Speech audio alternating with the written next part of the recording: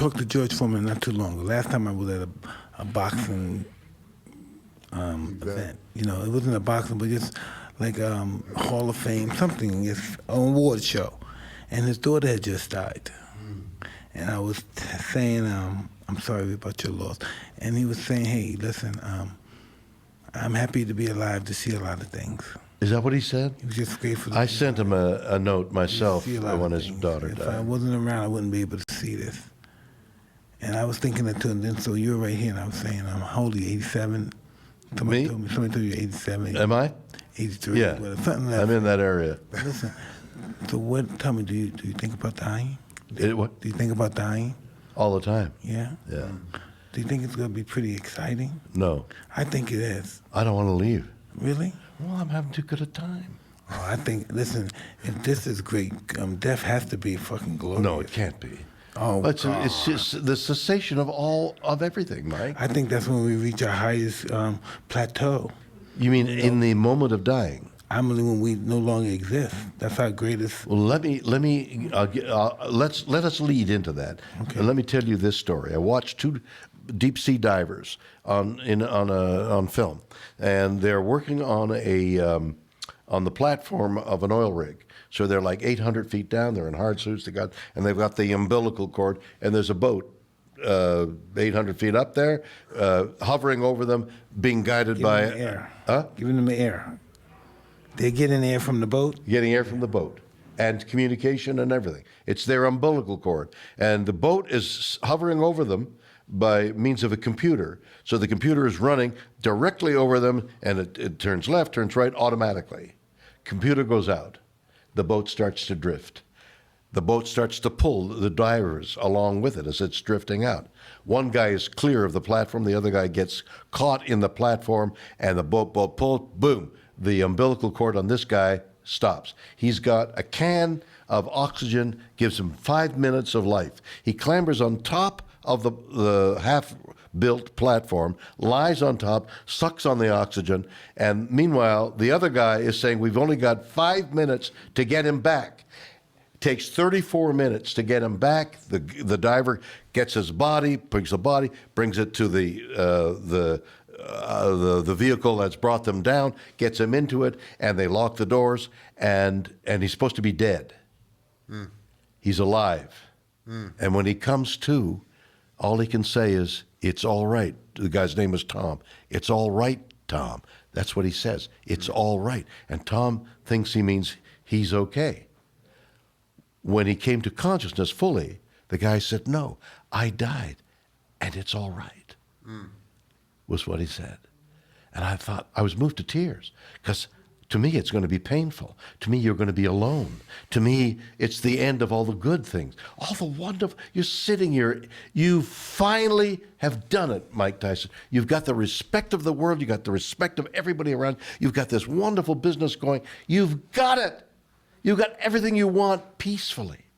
Why would you want to leave? You don't want to leave, do you? Do you? Wow. Do you want to leave? Why don't you make it like it's frightening to leave and go somewhere? I wrote a script in which the soldier, who was a brave man, has a heart attack, has a near-death experience, and in his near-death experience, it isn't white clouds and angels, it's demons. We've got you, come. Well, listen. And then they pull him back, the doctors pull him back, and now instead of being a brave man, he doesn't want to die. I'm a coward. He leaves his wife and children in jeopardy because he doesn't want to die. He's afraid of dying. That's the story I wrote. That's interesting, but I just think this is all an illusion. You're not afraid of dying? No, I was. I was at one time. And now? No. Because you found what? Because I found that how could we have glorious moments in life and not have it in death? Why would God allow us to be born to make us feel miserable, to make us have fear of dying? You know, we have more in tune with an earthworm than anything else. Our DNA is like 55% of an earthworm. And trees and us have the same. We're all linked. I know, we're all one. All one. We're all one. So does the earthworm going to live forever and have an afterlife? My dog, my beloved dog? Hey, listen, maybe that earthworm the fact that you encountered him, you saw him, maybe it's your mother, maybe it's somebody that's dead and trying to see you. Well, that's another possible And then reincarnation. we see him, we step on, get away from me, Yeah, motherfucker. That's your relationship with your mother. Yeah. Gotcha, Ma. Finally. No, that's mom. It's me, son. I love you. I'm so happy you're successful. Look at you, it's me. Yeah, never mind. Fuck away from me. You got Shut the fuck up. You bug. We may come back as a rock. Imagine coming back as a rock. Well, granted, it's supposed to have some lifelike qualities. My point is, if there's an afterlife for us, isn't there an afterlife for the earthworm? Listen, I say that too. I say, listen. Yes. I'm at my son's baseball game and I'm watching some ants, and it's around the time of the year where they're about to die. It's getting cold, so I'm looking at these ants, and I tell my wife, I said, look at these ants. I said, what they accomplish in 2 months, the summer, the spring, we couldn't accomplish in a lifetime. But that's exactly right. Right? And then I said, just like we're watching them, there's somebody watching us. And if you don't believe that, then that's why they made the ego. To believe that there's nothing bigger than us.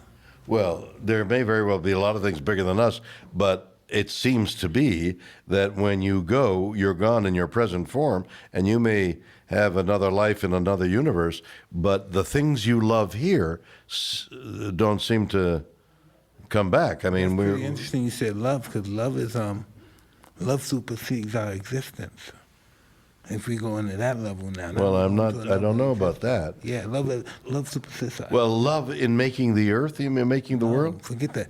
My love for somebody will last forever, and they would know about my love. My love would be known forever. Well, that's a romantic ideal, but the people who loved you, who are now dead, and I know they love me. well, And my children because know they you've love had me. the sensation. When you die, that their love for you will have died as well, because it's your memory of that. No, I've died before. Since I've came in and gotten, listen, since I've been in this organization and I've engaged my relationship with Rob Hickman, my partner, I've died probably 9 times already. Yeah. Give me one instance of dying once. Dying is using a very ancient medicine. You used? Yeah, called the toad. Spell that. T-O-A-D-D. Oh, the poison from the toad? Yeah, the toad. You took that? Did I? Yeah. And what happened? And I died. And how do you know, what did you see or what did you feel in your death? I didn't see anything. I felt everything. What did you feel? I felt that I was afraid. Afraid? I felt that everything I did my whole life was because of fear-based. And I realized I don't want no one to see. I don't want to be that afraid little boy where everybody could beat me up and do whatever they want to me. You had a deep insight into yourself. Yeah. Well, why? Well, that doesn't sound like dying. That sounds like living. No. To get to that moment, you had to die. My ego died. I see.